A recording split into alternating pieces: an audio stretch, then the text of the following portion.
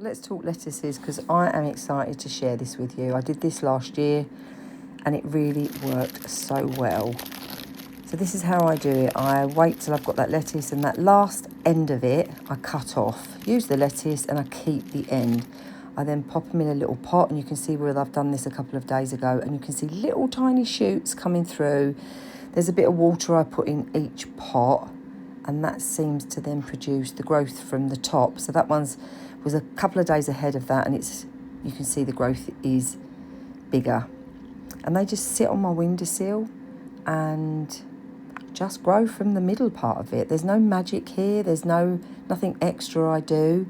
They just sit there and I keep topping up the water. That one was either a couple of days ahead, so you can see that's even bigger. And they will be ready now to plant out. So I'm going to take you through just how I plant them out. And it's really simple how I do it, but it will give me a nice crop of lettuces. That's cost me absolutely nothing. So you can see there I've already got my tomatoes in, which I've done in another video. And what I do, I put those lettuces in front of the tomatoes. Tomatoes and lettuces work well together. Not all vegetables do, but these two do. So I get them in their place where I want them, so I know that they look comfortable.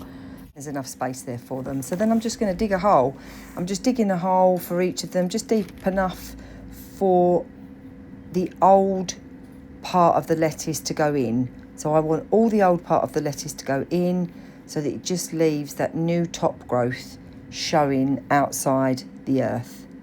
I like adding a small amount of new earth into the hole, and that gives it a nice little bed of new nutrients for it in its new home. And then at the end, once it's planted in, I like putting another little sprinkle round the edge, so then as I water it again, it's getting more new nutrients from that new earth. So it just gives it a good start to its new place where it is. Water generously. I never really do this watering on a really hot part of the day. This is nice and early in the morning, but give them a nice generous water so that it gets right down to those roots rather than just sitting on that top part of the soil. You want to get that watering right down into the roots, and keep checking that watering every couple of days, making sure they don't need any more. And you'll see that the lettuces grow quite small and the tomatoes are behind, so they really work well together. So there you can see that it's just that new growth that is out of the top of the earth, and they'll grow really nicely there. And then as they grow and as the leaves get bigger, I'll just snip a bit off each time I need it. It's perfect.